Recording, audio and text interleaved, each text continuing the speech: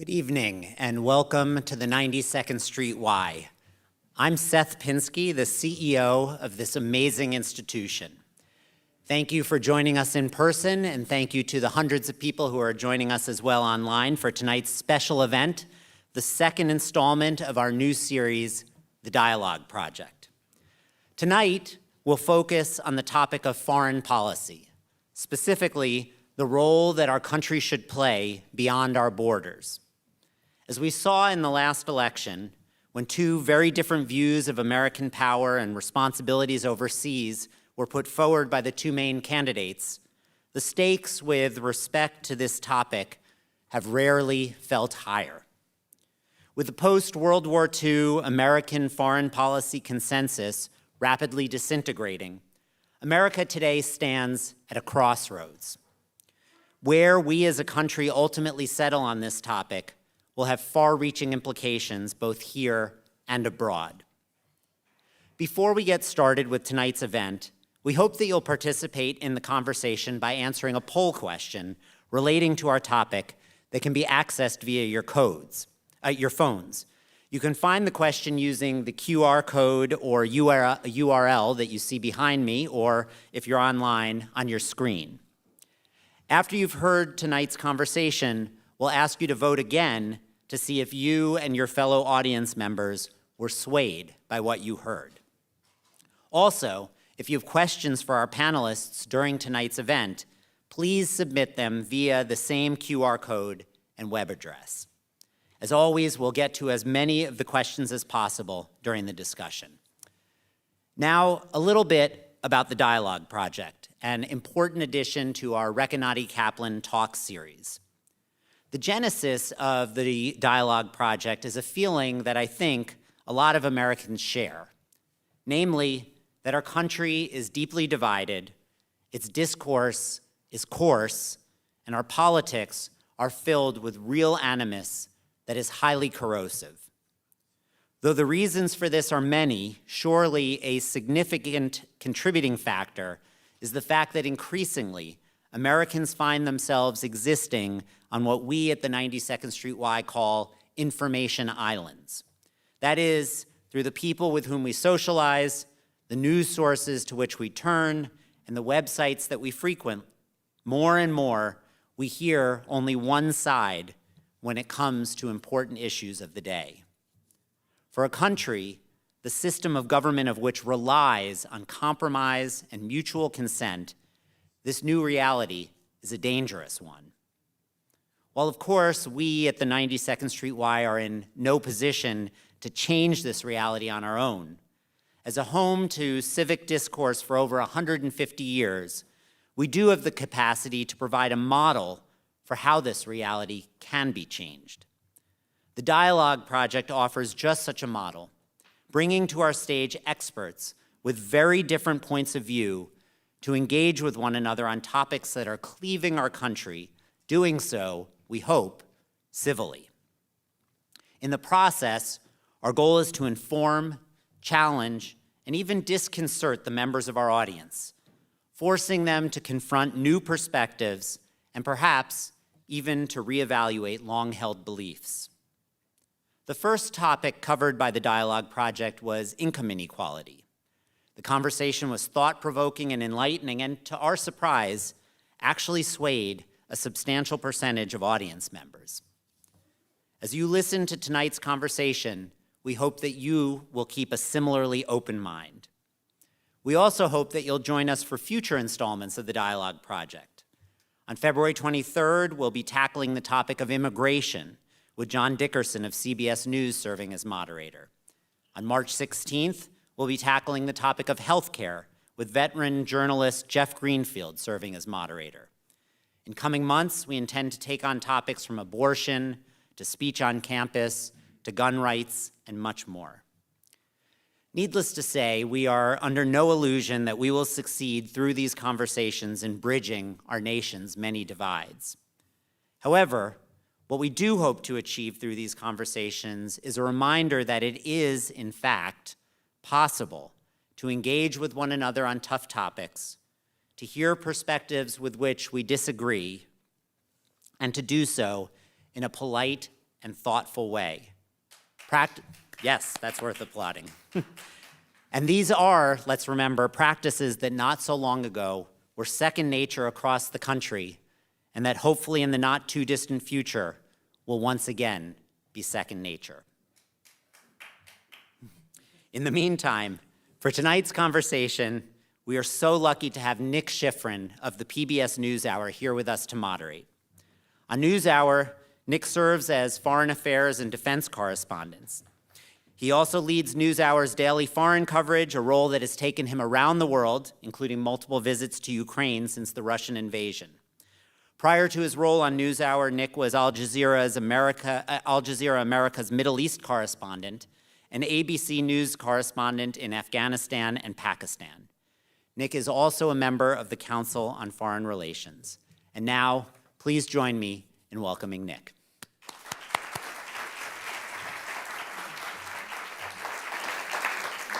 Seth, thank you so much. And it is fantastic to be here with all of you. And I know a lot of you are online. Fantastic to be with you as well. It's very cold outside, so thank you for joining us here or online.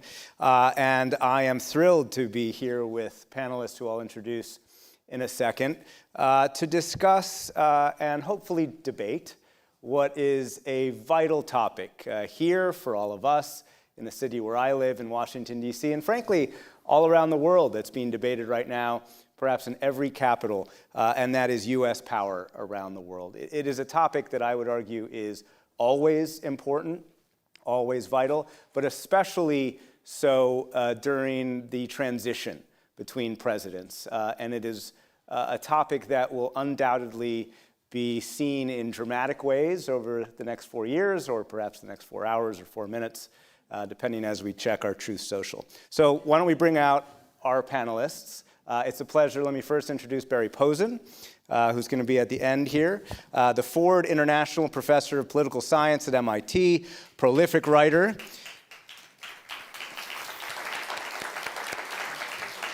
The author of numerous articles and books, including Restraint, A New Foundation for U.S. Grand Strategy, a book from 2014, but still very relevant for today, what we're talking about tonight, as well as the new president. And Kristine Berzina, the managing director of the German Marshall Fund.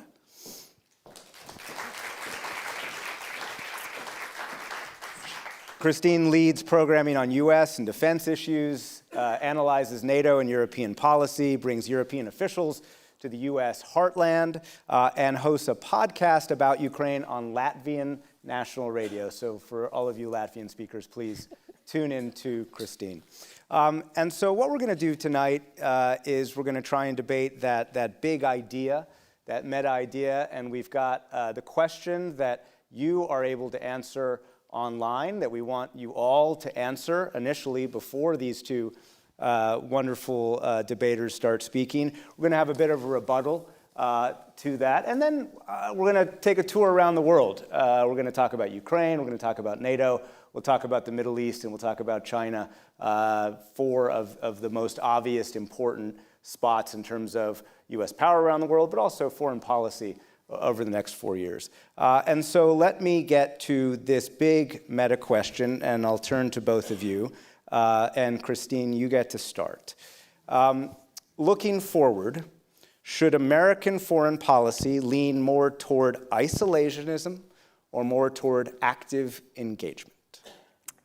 Thank you so much, Nick, and thank you all for coming out on a cold night and tuning in on a cold night to an issue that is incredibly important, but often doesn't get people's blood pressure especially up. Mine, though, it does. So what is the future of the U.S. and what should it be in terms of engagement? And I think you just have to understand that it is a scary world out there, a world that is much worse than it has been over the past few decades. You could think back to a golden age, or some people think of the 90s as such, but it wasn't so golden even then, and if you were in Bosnia or if you were in Rwanda. But the way we are living today is more perilous than it has been. The US has been on top of the world for decades, and there were rising powers or sinking powers that the US felt it had more or less in check. But when you look at the last decade or so, we have seen the alignment, and an aggressive alignment that is becoming more rapid between Russia and China, and also others who wish to see a different version of the world.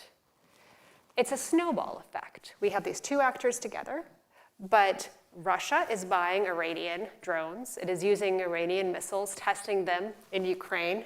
That means Iran and Russia understand which American and other Western air defense systems work or don't. North Korean troops are serving and fighting Ukrainian troops. This means the North Koreans are engaged in a kinetic conflict, and they understand how warfare might work in the 21st century. This means the Pacific becomes more dangerous.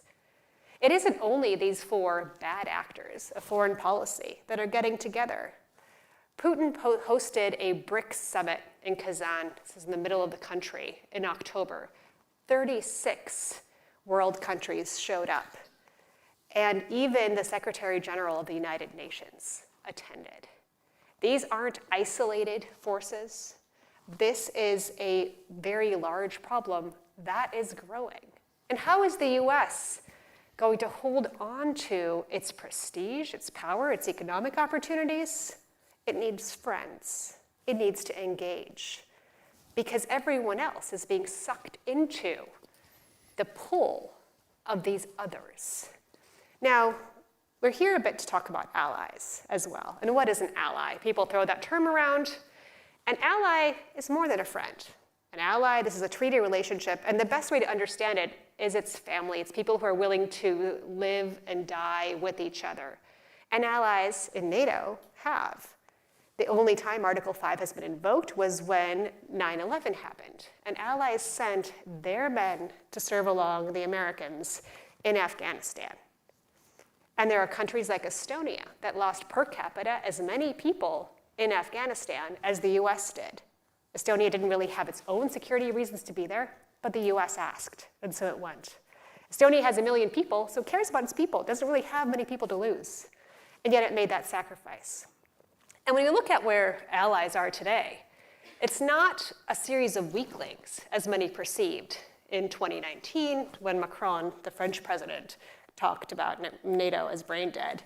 NATO is bigger, has 32 members now. These are members with active militaries, Sweden, Finland joining in. The 23 out of 32 countries are investing 2% or more on their defense, as they are required to, and they're going to have to do more. And every single country on the eastern flank, every single NATO country that is bordering Russia far exceeds the 2% target. These are countries that are coming together to debate and to invest and to move forward on the issue of security and defense. And this helps the United States because the US cannot be everywhere all at once. The US might care about the Arctic, might be interested in Greenland, but the US doesn't even have icebreakers to go up to Greenland to take care of business. It needs its friends. It needs partnership with countries that are capable. And so the US, if it doesn't want to be stomped on, if it still wants to have ports to trade in, routes to go, friends to talk to, someone with whom to discuss challenges, exchange best practices, it's going to need friends. It's going to need to engage, because the world is not going to stand still if the US simply stands back.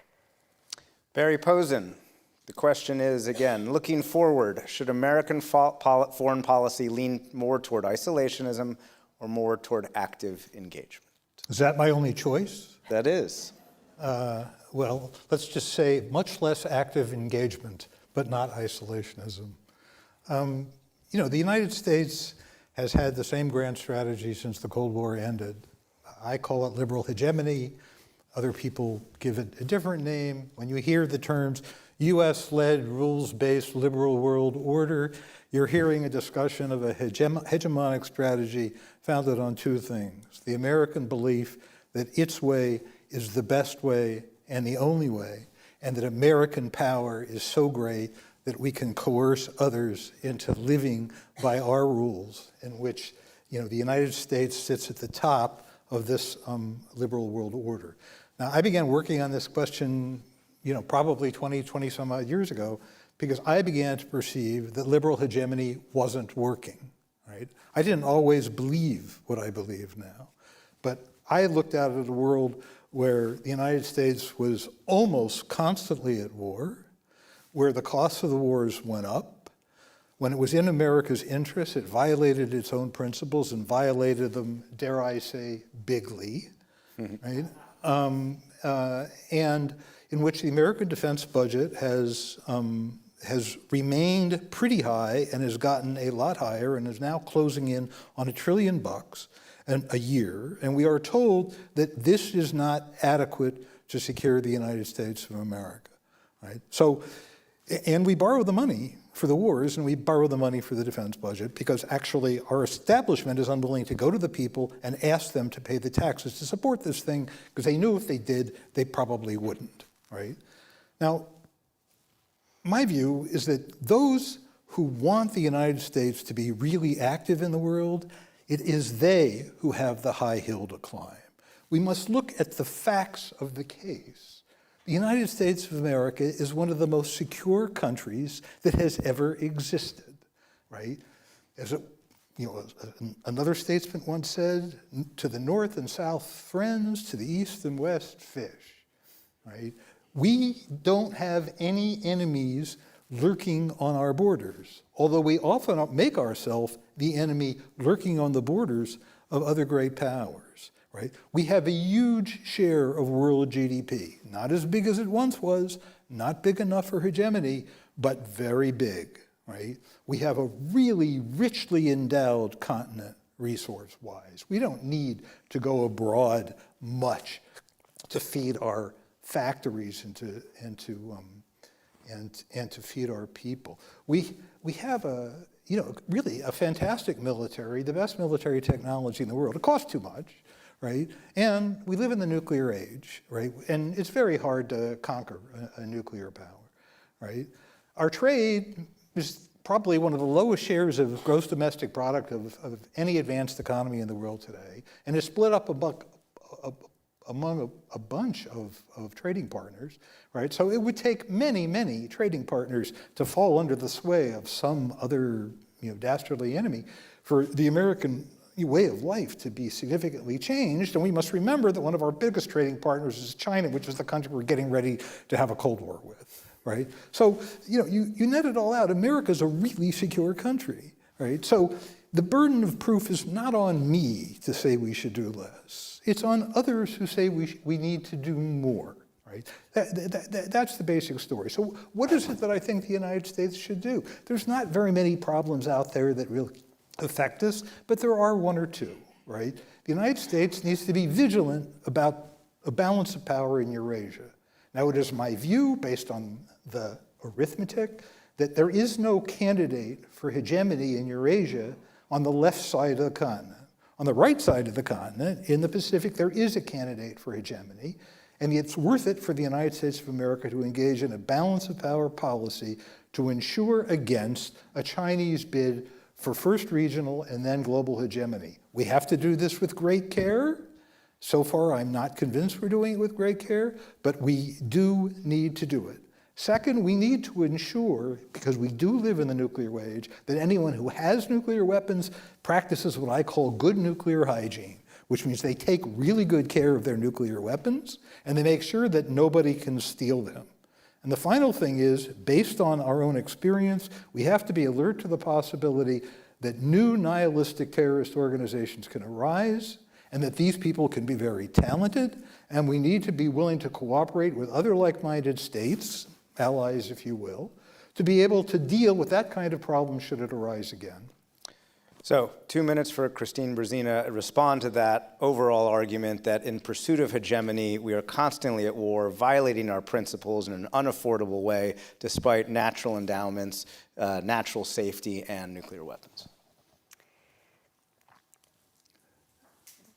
The US isn't especially safe. And so the US behavior in the world depends on different understanding, I think, of that safety. We are not in the post-World War II moment in which ICBMs were the biggest fear that we had. The threat from the major actors of the Eurasian continent is already in our societies. It's in our water treatment facilities, it's in our internet providing companies, And when they wish, Beijing or Moscow could, if they wanted, break down our societies at home.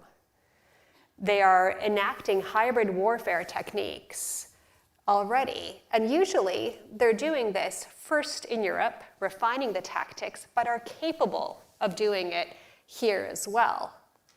Making sure there's adequate pressure on the adversaries, making sure that there is excellent awareness of what tactics are being used, where, how, what is working to stop them, to uncover them, how to coordinate between interior and exterior, between the FBI and the CIA effectively, local law enforcement. Other countries have to do this. If the US isn't out there in the world figuring this out, standing side by side, we in the US are going to be less safe. And then, is there going to be one hegemon on the Eurasian continent? I spent about 2 years mostly in Russia. I highly doubt that Moscow is going to be willing to play number 2 for very long.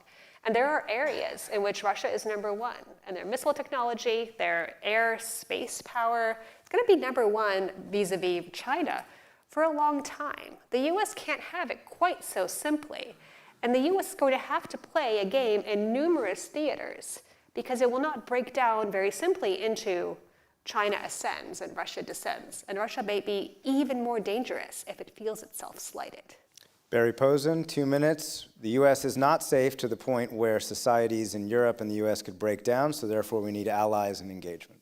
If we have a problem with social breakdown in this country, it's not about Russia and China. I think that's pretty clear. I find this, kind of alarmism to be sort of interesting, but, you can go and look at the intelligence budget of the United States, not in detail, but every single year we spend $100 billion a year on intelligence in this country or more. If we can't deal with the kinds of threats that Kristine is talking about, devise defenses, devise countermeasures, it's because our intelligence people are thinking about the wrong things. We don't need a bigger effort abroad. We need better managers at home, right? Second, right, these are threats to hurt the United States.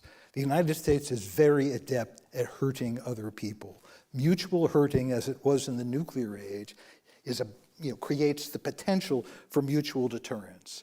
In the nuclear age, the superpowers did not attack each other directly. Even in this war in Ukraine, you can see that the Russians are rather careful not to attack NATO allies because they don't want a nuclear war any more than we do. Deterrence can work, and if others manage to threaten us in ways that somehow we need to be attentive to, then, I think I can deal with those problems for a lot less than what it takes me to deal with defense all over the world.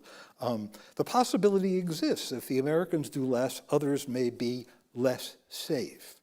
But if others feel less safe, they will devote more resources to look after themselves, right? And it's a much more resilient system if countries in the world are doing everything they can to secure themselves than hoping that the Americans can come to the rescue, especially given all the demands around the world that the Americans keep accepting for themselves. If we have a shortfall of military power, it's because we have a surplus of commitments. We have to cut some of them back.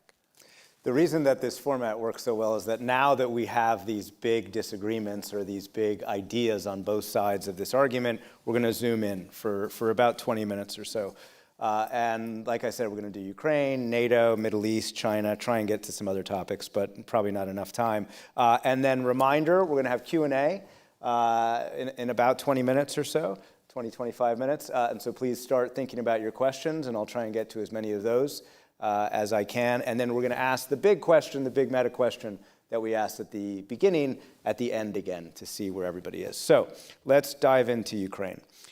Since Russia's full-scale invasion of Ukraine in February 2022, Congress has appropriated $170 billion. About $100 billion has gone to Ukraine itself, $70 billion spent mostly in the US. $100 billion to Ukraine, about $70 billion for military aid, $30 billion in economic aid, including direct assistance to the government. Kristine, should the US continue to support Ukraine militarily and economically? The The U.S. should continue to support Ukraine military and economically. It is cheaper to get a major adversary on his back foot by helping Ukraine than to do so directly by fighting the Russians in any front, in the Middle East, in Africa, in the Arctic, in the Pacific. Russia's in all of those places. That'd be a lot harder to inflict pain and to limit Russia's ambitions through any other way.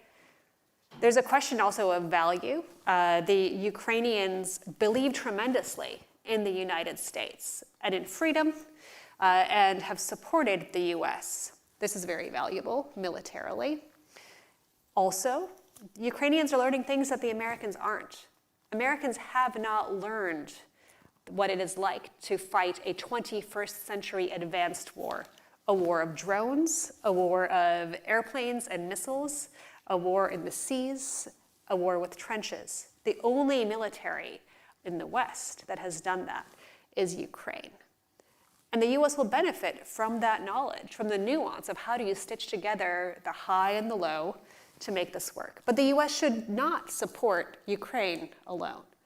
And the Europeans have spent more money in absolute terms as a whole than the US has, and many European countries have per capita spent a great deal more on Ukraine than the US has. And so again, does the US want to be a player here? Does the US want to learn? Or does the US want to imagine what a war could be like? And then I agree with Barry that the US spends a lot of money dumbly on security and on defense. But how does the US find out what is a smart investment? Are $100 drones better than 6th-generation aircraft for what we're going to see? Maybe. By being side by side with Ukraine, by having a vested interest, by being at the table and respecting them and being respected in turn by the Ukrainians. That is a way that America will learn and can better invest the money it spends on security and defense so it doesn't throw away billions of dollars. Barry Posen, cheaper to fight in Ukraine than to fight Russia elsewhere. It's about values. Also, Ukraine is teaching us, and we are learning rather than having to imagine. What's your question? Do you agree with all those three arguments? Not entirely. I think we have to think bigger here, right? War has to have purpose, right? If it has no purpose, right, then it becomes pure waste. Its tendency is to waste anyway, right? So the question here is not, should the United States continue to provide some military assistance to Ukraine? The question is to what end, right? Are we meant to simply feed the meter and hope that something good will happen, right? Which I think is where we are in the war now, or should we be trying to bring this war to a conclusion? Now, to bring the war to the conclusion means that there has to be some bargaining with Russia and some bargaining with Ukraine, right? And the Russians are not going to bargain if they think they have a walkover in front of them, right? The Ukrainians are not going to bargain if they think they have a blank check, right? The task of the United States is to mediate between those two things in the interest of trying to bring the war to a close, right? Now, the question of, has the United States learned something from this war? It would be a surprise if we didn't. We learned something from pretty much every war that happens everywhere, right? Did we learn a little more in this case because, the American military and the Ukrainian military were joined at the hip when this war began? Yes, we did, right? But it is my view that this war began in part because the Russians perceived that the Ukrainian and the American militaries were joined at the hip, and we're going to get more joined at the hip, right? So this is kind of a two-edged sword, right? So I do think we learned something, but it's a high price to pay. But more importantly, it's a high price for the Ukrainians to pay to run a school for the Americans if there's no end in sight. And I have yet to see even a moderately persuasive military story about how Ukraine achieves its stated objectives in this war, and the course of continuing to do so is killing off or wounding large numbers of males that are necessary if the Ukrainian nation is going to live. So this exercise is not working out, right? So we have to find some other way to proceed. Let's zoom out about Europe and go to NATO. As of today, 23 of 32 NATO allies spend 2% of their GDP on defense, a promise that they all made in 2014. Today, in fact, President Trump said that he wanted that spending to be 5% of European countries. The question to both of you, should the US be committed to a NATO in which many allies still fail to pay their share, and are NATO allies taking advantage of the US? The U.S. should be committed to NATO, but there should be consequences for allies that don't pay. The last time around, and in the Biden administration, Trump said that Russia can do whatever it wants to allies who don't pay. That's going to hurt the alliance as such. It's going to hurt the United States, and it's going to hurt the 2+% allies as much or more as those that lag behind. What the U.S. has not presented is a reasonable set of conditions. What are the perks that you don't get if you don't get to 2% or 3% or 5%? The U.S. is not at 5%, by the way. What Trump is asking for is not something that the U.S. has been capable of doing. And yet, this year, Poland is going to reach 4.7%. It's going to be about 1% more than what the US invests. So this isn't unreasonable. Many will reach it, and the US should reward this kind of leadership. The other thing is with this taking advantage of rhetoric. It sounds good, and in the pit of the stomach, I know in some ways it feels good, but a lot of what the relationship with the allies looks like isn't just allied laziness. It has to do with allies accommodating American preference. What was it that the US wanted in 2008 and in the beginning of 2014, right before the Crimean invasion? The US wanted very specialized defense services, effectively, from the allies in Afghanistan, in Iraq. Minesweeping abilities. They wanted to make sure that all the allies had desert camo gear to be able to rotate in and out of where the US was. If in this era, a NATO ally had said, oh, we really want to buy tanks and reintroduce conscription, the US would have been outraged. This wasn't the point of security and defense in that era. This was only a decade ago. The US changes its mind. Why does Europe not have the kind of nuclear umbrella that the US has? The US didn't exactly want Europe to have the number of nuclear weapons that the US had. A lot of the limits that we see on European capabilities are because the US is more comfortable being in the driver's seat. And maybe right now the US is less comfortable, or maybe the US wants to shift. But does that mean that the Europeans were lazy? Or is there a little bit of US responsibility in the way things are today? And how does the US craft smart policy to make sure that Europeans are able to develop capabilities that have a true deterrent force in a way that is reasonable and acknowledges the fact that the US keeps changing its mind on what a good ally actually is? Barry, I'll repeat the big question. Should the US be committed to a NATO in which some allies fail to pay their share, and are NATO allies taking advantage of the US?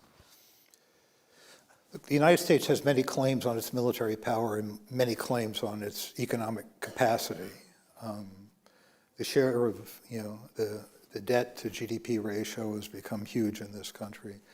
People tend to seem to believe that none of the chickens will ever come home to roost in terms of our fiscal profligacy, but others wonder if maybe they will come home to roost. So we need to set priorities more rigorously in our national security efforts. And I think most people in the defense establishment know where the real problem is, and the problem is in Asia. We also know where there are allies, right, who have the capacity to defend themselves, right? There are 450 million people in the European Union. That leaves out the United Kingdom. There are 150 million people in Russia. The combined GDPs of the European Union alone is probably 6 or 7 times Russia's GDP at market prices. It is simply not plausible that Europeans can't defend themselves. Now the question is, what share of GDP is right? I don't think anyone knows, because the debate on the European defense effort has been so incredibly sloppy, right? The Europeans spend quite a lot on defense now. In fact, if you add up the money, it's more than we think the Russians spend. The real question, first question we have is, how do they manage to get so little for the money they spend, right? There's something funny going on in terms of defense management in Europe, and it can't be explained. Second, if you want to spend more money, or if we want them to spend more money, much better idea to actually sit down and ask, what are the problems? I agree with Kristine. What are the problems? And there's a lot of low-hanging fruit where there are military vulnerabilities in Europe that could be solved very, very cheaply by modern military standards, which is to say in the tens of billions rather than the hundreds of billions, right? There's a lot to be done, and the question is, what would it take to get the Europeans to do it? Now, the Europeans, I have a lot of respect for European statesmanship, because I actually think they are some of the most consummate buck passers that have ever practiced grand strategy, right? They get us to hold their code for them, right? And or the umbrella. As you said, we eagerly embrace the code. In fact, oh no, for us to hold your code, really best that you not have nuclear weapons, right? So, and they're very good at helping us keep these ideas in play. And I just think it's a matter of necessity that we change the game. Now, how do you change the game? Well, you have to come up with a different structure for the alliance, right? Now, when I wrote my book 10 or 15 years ago, Ancient History, I said, look, let's dismantle NATO's military command structure. We'll have a political alliance. We'll tell our allies, look, first line of defense is on you, second line of defense is on us. Right? Now, did I want to turn a switch and do that? No, I had some complicated story about doing this over 4, 6, or 8 years. Right? Does the fact that the world seems to be going to hell in a handbasket mean that we shouldn't move to change things in some way? I don't think it does. I think it necessitates change. So the question is, what does the change look like? Right? I think we need a new division of labor in the alliance. I think the Europeans need to do what is the most efficient thing for them to do, which is to provide ground forces and tactical air forces in Central Europe, right? And the Americans should do what's efficient for them, which is to provide naval power and amphibious power, nuclear deterrent, intelligence, right? This requires a complete reshuffling of the command structure. It requires the United States to be credible in its demands by beginning to dismantle the capabilities that are superfluous to this strategy, right? Which means dismantle infantry and armored brigades, dismantle tactical fighter squadrons, and put the money somewhere else, right? So my view here is that real leadership, right, would have a strategic concept for how this alliance would work and have a notion of who does what the most efficiently, and make the commitment to change credible by proving to the Allies, right, that the days of America putting its arms around you, telling you how to live, telling you you're safe, telling you can't have nuclear weapons, those days are gone, right? The way I like to put it is this: we actually need real allies now, not security dependencies. There's a lot more to cover, and I only have a few more minutes. So as my father would say, keep your brilliance brief. For the next 2 questions, we will try and get through the Middle East and China. We'll push it till about 10 minutes, but I'll use the hook and get you guys to try and do the next 2 questions as quickly as you can. Quickly, Middle East. The U.S., of course, has spent tens of billions of dollars sending weapons to Israel since the October 7th terrorist attacks, including actually putting U.S. jets and ships for the first time to actually defend Israel during a war against Iranian attacks. There are tens of thousands of soldiers currently deployed to Central Command, what we call Central Command, even though the U.S. is not fighting any wars there. And of course, U.S. diplomatic and economic engagements in the Middle East really do take a huge portion of multiple administrations' bandwidth. Is U.S. policy in the Middle East serving U.S. interests? Well, the president defines what is U.S. interest, usually. And the U.S. policy has been that the protection of Israel has been in the U.S. interest. And so it is a way to ensure that that policy is successful. As long as a secure Israel is a priority of the United States, the United States is going to have to put money and support to CENTCOM. It's going to have to be active in the Middle East. Whether there is a future in which Israel feels safe enough, in which the U.S. thinks that it's safe enough, that the U.S. can back down and not have to support it as much financially, as much as material, that would be great, perhaps. But that's not what we're looking at right now. There seems to be a great deal of instability still. With Syria, unpredictable, potentially a great development. But we don't know yet how that's going to pan out. Iran, again, is becoming more able and has more friends now than it had just a couple of years ago. And so as long as the U.S. defines its priorities as protecting Israel and making sure that Israel exists, I think the U.S. is going to be there. Barry Posen, is U.S. policy in the Middle East serving U.S. interests? This is a really big and complicated question, as you well know. Holding aside my personal kind of sympathy with the Israelis, which is very strong. I go to Israel a lot, I have Israeli friends. Right? We have to ask, the first question we have to ask in the large is, why is the United States so deeply involved in the Middle East when all that has happened there year after year is breaking our hearts and spending vast sums of money? Right. It'll be, you would need 10 years of war between Israel and Gaza for us to spend the kind of money that we spent in a year in Iraq, right? I mean, just unbelievable amounts of money, American lives lost. And the question is, for what? There was a time when oil was a strategic asset, and even though dealing with the oil powers had nothing at all to do with the US-led rules-based liberal world order, because they are not liberal states, right? We needed to do it for our strategic position. Right? I don't believe this is any longer true. It turns out there's lots of oil in the world, more than you might think.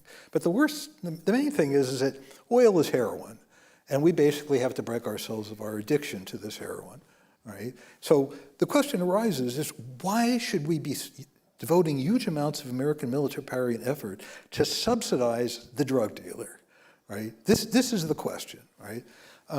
Now, this doesn't tell you very much with where we are today, because the morass that our own efforts have helped create is not easy, again, it's even harder to turn off than our relationship with the Europeans, right? But we do need to start thinking about a path out of the morass, right? And 10 years ago, I was pretty bold, and I lost friends over this. I said, not only should the United States stop, being concerned about who does what among the oil powers of the Middle East. My view of our relationship with Israel at that point was that Israel's security is pretty good right now. It's getting to be a pretty rich country.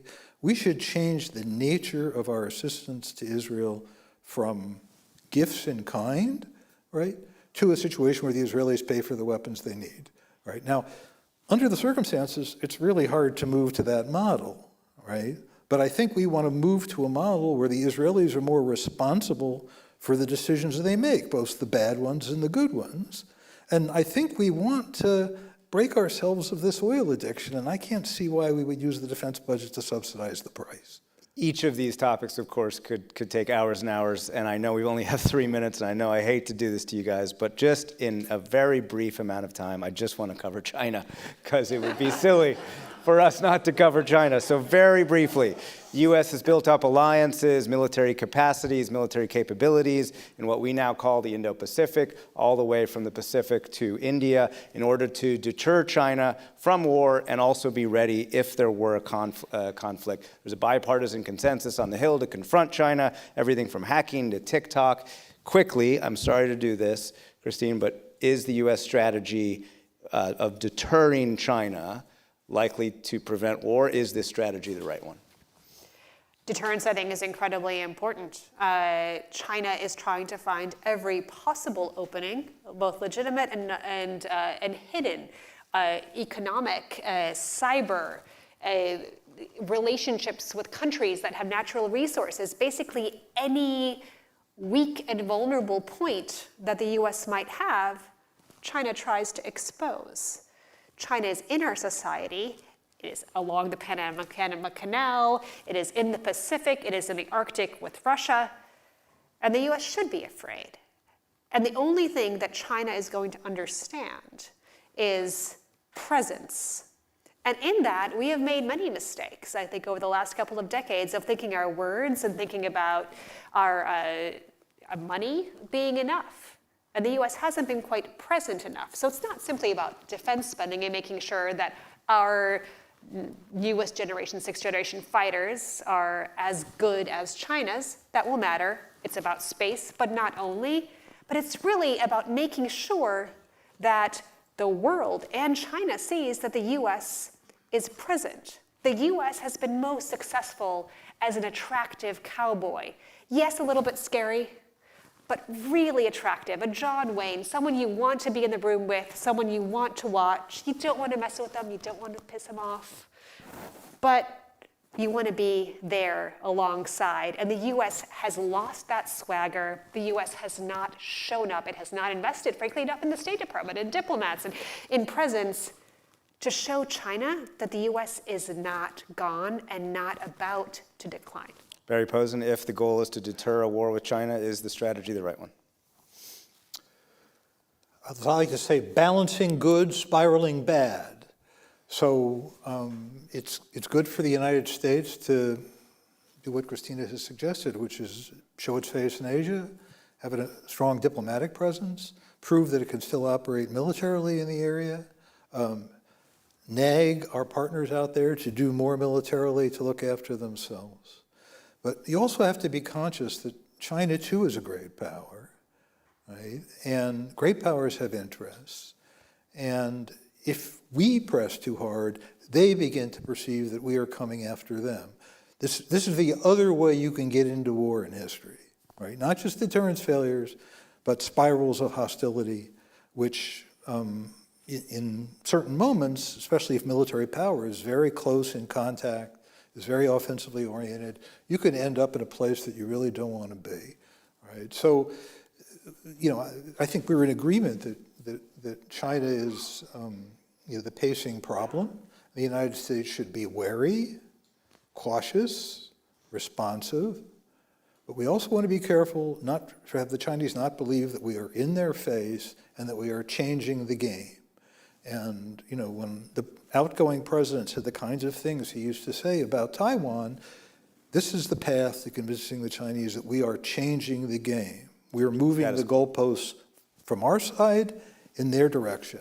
And that can also be dangerous. So this requires a high order of statesmanship. I'm not sure we saw it in the Biden administration, though I give him pretty high marks. And it'll be interesting to see if we see it in the present administration. We now switch to your questions, which are fantastic, and I've been handed a bunch of them. We'll try and get through as many as we can. We've got about 10 or so minutes of these, and then we'll allow everyone to vote again. Something that we haven't talked about is going to be the first question. Kristine, why don't you start? How effective is U.S. humanitarian aid in actually solving problems? Does America leave these places worse? I don't think we're leaving places worse in general. I think humanitarian assistance, in that if there is nothing and then there is something, it is better. There is tremendous need globally. and the gulf between the lives that we lead and places of incredible hunger, starvation, disease. These are terrible problems that have solutions. Where US policy gets into trouble is actually flip-flopping, is going big in one direction, and then 4 years later, switching around and saying none of those are priorities. Actually, let's do something entirely different. The amount of bureaucracy that this involves, the number of disruptions it creates, probably doesn't help. The United States can be a force of tremendous good. I mean, American society cares very deeply, despite polarization, about each other and about the world that we live in. And that empathy matters when humanitarian aid is an expression of that empathy. It's a force of tremendous good. But I think consistency, predictability, agency, and how it is given matters. And so it's not the problem of aid. It's a bit of the how, and how do we make it less political and more about making sure that we're kind to each other, also around the world.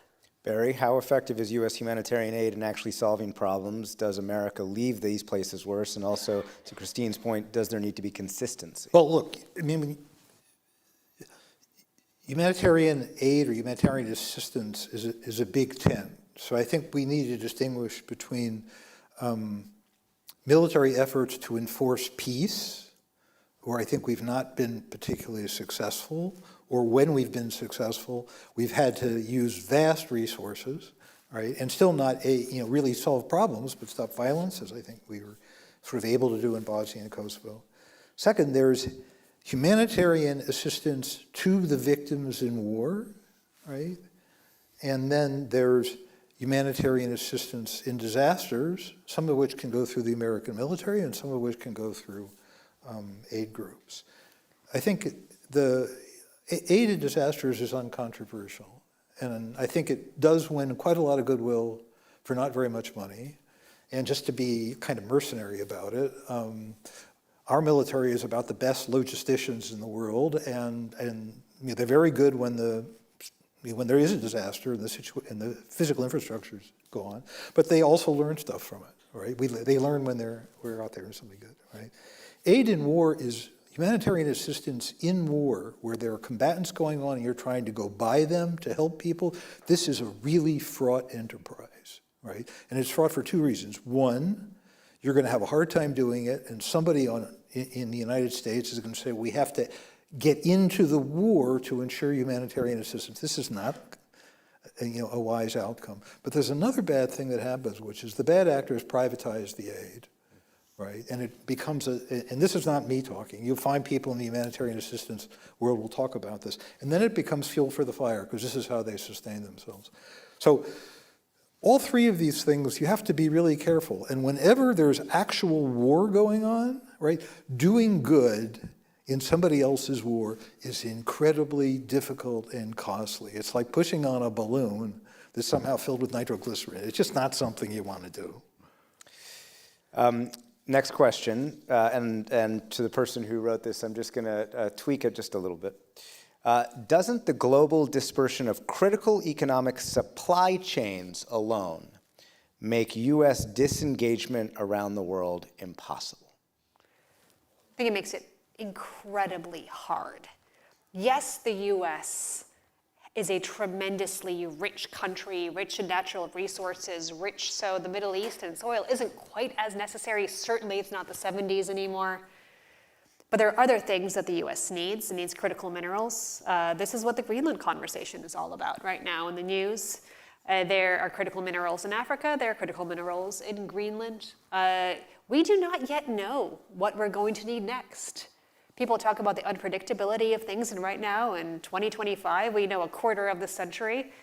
But I wouldn't venture to guess what we're going to need in another 25 years and where that might come from. And this is a reason for having good relationships, of people wanting to talk to us and make business with us, for being good actors. Because lots of people have money to throw around right now. The Chinese do, the Gulf does, Russia does. They're all getting together, that's great fun. And so why would someone call the US if you feel like you'll get a lecture or if you feel like it's not going to be a good deal for you? So I don't think we should have the hubris to say that we know who has what we will need. Barry Posen, doesn't the global dispersion of critical economic supply chains alone make U.S. disengagement around the world impossible? Impossible? No, because there was a time when these didn't exist, and there's going to be a time when they don't exist. There could be a time in the future when they don't exist. I mean, this was built by the private sector because it was in their interest. And a world structure of power was created that made it in their interest. And if that structure of power changes, it will no longer be in their interest, and they'll invest in a different way. We're on the verge of a whole different way of manufacturing things. It's not something I know much about, really. Artificial intelligence and the rest of it, right? But the idea that what's here today is fixed in stone is the way of building stuff, right? I just don't think it's true, right? The record from World War II and World War I is pretty interesting. When those wars started, nobody had a big military-industrial base, and in 30 months. Almost every country managed to have a big military-industrial base, managed to find ways to, the Germans realized that they were not going to import any more guano from South America to make explosives with, so they learned to synthesize nitrogen. I mean, countries can be very inventive, so can businesses. So this kind of argument to me is like the second or third coming of, what the English liberals believed at the end of the 19th century, that war was impossible because of international economic interdependence, right? And people's concern about welfare and everything else, and the good life. And they turned out to be wrong then. And so I'm skeptical about this argument. It could be true. I mean, this is not what I do for a living, right? But I think it's a convenient argument. We've got 4 minutes left, and the next question is a big historical one, so forgive me in advance, but I think it does go to something that we have talked about a lot, and I'm going to be 100% faithful to how the question is phrased. Didn't the continued existence and expansion of NATO after the end of the Cold War lead to a more militaristic and hostile Russia, as George Kennan warned in the 90s? Kristine Berzina. So I was born in Riga, so I'm going to have a slightly different take on this question. Moscow is, and the Russian power establishment is what it has been certainly since the 18th century, in the 19th century, in the 20th century, and in the 21st century. It was a beautiful idea that the Soviet Union could collapse, and Russia could just be happy with the borders that Russia had. This doesn't really make sense in Moscow or among many people in power in Moscow. It doesn't make sense to Putin, not because NATO existed, but because during the pandemic, he walked around the Kremlin and looked at maps and talked to the statues of the czars. And he looked at the maps back at Catherine the Great, Peter the Great, the incredible statue in the Moscow River of Peter the Great, this monumental beast that was put there during the Putin's rise and the conglomeration of power that he had. Before the Crimean invasion, he celebrated a new year with a calendar of the Romanov dynasty. You think, well, what does this have to do with Russia today? Why is all the promotional material coming out of the Kremlin about the Romanov dynasty? It isn't about what NATO did or did not do and the decisions that Washington made with Western Europe in a few years in the 90s. This is about the grand arc of history and what someone in 400 years is going to look back at a map and say, that was Russia in year 2025. And so again, I don't think we're important enough to sway the grand ambitions of Moscow, but we are important enough for them to understand whether they're going to succeed or not. And that's where I think our investments should be made. Barry Posen again. Didn't the continued existence and expansion of NATO after the end of the Cold War lead to a more militaristic and hostile Russia, as George Kennan warned in the 1990s? Yes, it did. And it's not that, Kristina's discussion of Russian nationalism or Russian history is wrong. I don't believe it's wrong. I think the Russians are a nationalistic people. I think the Americans are a nationalistic people. I think the Chinese are a nationalistic people. I think in general, great powers almost never tolerate other great powers homesteading on their borders. It's almost never tolerated, right? We don't tolerate it. We have something called the Monroe Doctrine. It's suddenly having not just a resurrection, but a kind of adrenal rush that is of some concern even to people who understand, about great power behavior. It's almost, a friend of mine calls it the New Pembe principle. No unfriendly powers in my backyard. This is the rules by which great powers live, right? Russians told us well before Putin that NATO enlargement was something that was really going to bother them, right? They told us over and over again. They told us that NATO's military activism in the Mediterranean and the Balkans bothered them. They told us why it bothered them. You can read all the English translations of Russian military doctrine and strategy over the last 20 years, where they explain chapter and verse what it is that's worrying them, right? If you look at their description of the problems that are worrying them and then look at what we were doing, their description of what we were doing was exactly right. And in fact, there's lots we were doing that we still don't know about that was moving Western military power ever closer to Russia's border. It's something that we may have to confront this someday. Kristine was saying that China is noodling around here, there, and the other, right? I'll bet you dollars to donuts, right, that if the country of Mexico or the country of Canada, right, begins building a naval base to accommodate Chinese or Russian ships, right, that the Americans will do something pretty grave about that, right? So I think we have lots of evidence, right, that NATO's policy, a policy that we promoted, had a lot to do with Russia's change. Now, explaining any war is always complicated, right? There are short-term issues, long-term issues, subjective evaluation of variables. So am I prepared to tell you I can explain 100% of the variance in Russian behavior with a strategic rationality? I'm not going to argue that because I can't get into the Russian archives. I can't slap a polygraph on Putin, right, or the people around him, right? But if you look at the weight of evidence since the Cold War ended, you will find that there's a very strong case that NATO's policies caused a lot of trouble. Another question and debate that we could go on and on for. So, all right, now is the time of the evening where we're going to bring back the vote and bring back the big question that we asked at the beginning. So again, I will remind everyone what that question was that you all voted on at the beginning. Looking forward, should American foreign policy lean more toward isolationism or more toward active engagement? And while we wait for all of you to vote, please, now's the time to vote, the only time where I will encourage you to use your phones. The word empathy was used tonight. It's a word that I use a lot in my journalism, my approach to journalism. It means into pain. Going into, pathos is pain or feelings. And it's a sentiment that I'm going to ask you both to use right now. And if you might travel into the other person's argument.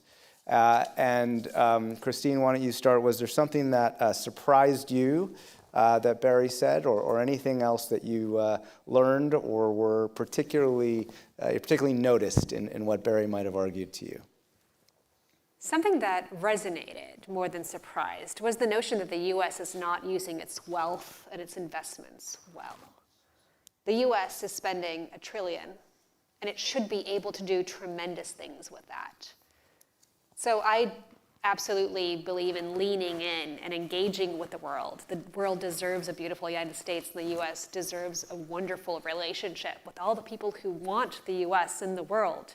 There's so much agency, so much desire to gravitate towards the United States. And the U.S. should cherish that and use its resources incredibly well.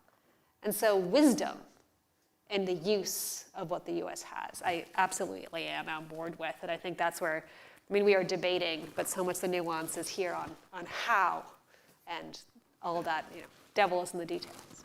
Barry, anything that Kristine said that surprised or resonated to you? I think in some ways the most interesting element of this discussion has been that she and I get to the same, more or less the same place on China, right? And I actually think that's disturbing, right? And I think people in... Although you are a little bit more worried than her about reassuring Beijing. Yes, I am probably more worried, but maybe if Christina would say, well, yeah, that's a problem too. I don't know. We didn't get a chance to talk about that. But this is striking, and in a way it's scary, because we see such agreement across the aisle in the Republican and Democrat, old and new foreign and defense policy establishment on this idea that China needs to be contained, and that really a kind of a full court press, it's got to be military, political, economic, technological, right? We're just up against them, right? And then people load onto that different things. The new president, it's about the prosperity of the American worker and how China is somehow taken away from that. For others, it's the technology they steal. For others, it's the nefarious schemes they get up to for cyber attacks.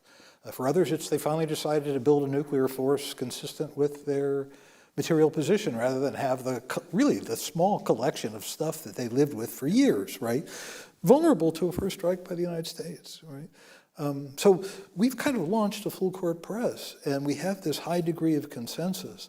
This is the time to stop and think, right? If Kristine and I are agreeing on this, right? Given that we come from different places, although I once benefited from the largesse of the German Marshall Fund, I was in the first group at the Brussels office. I think people should be concerned and should always be asking the establishment and the press, why? To what end? How? What is their view of these things? Should we take their view seriously, right? These are important questions that need to be asked all the time. And certainly ones that, as a journalist, I try and ask. There's an old saying about PBS NewsHour: we don't throw curveballs, but we throw fastballs, so you better get ready to be able to hit them. And it is what I see largely the only bipartisan consensus right now, Barry, as you're pointing out. It was Ukraine, and now it is absolutely China. Everything from TikTok, which the Republican establishment opposes President Trump over, to hacking and whatnot. So, all right. So the poll is ready. So we all get to turn and take a look. All right, should American foreign policy lean more toward isolation or more toward active engagement? Before we started, it was 85 to 15. And look, as Barry pointed out, are those my only two options? I think we purposely made it polls.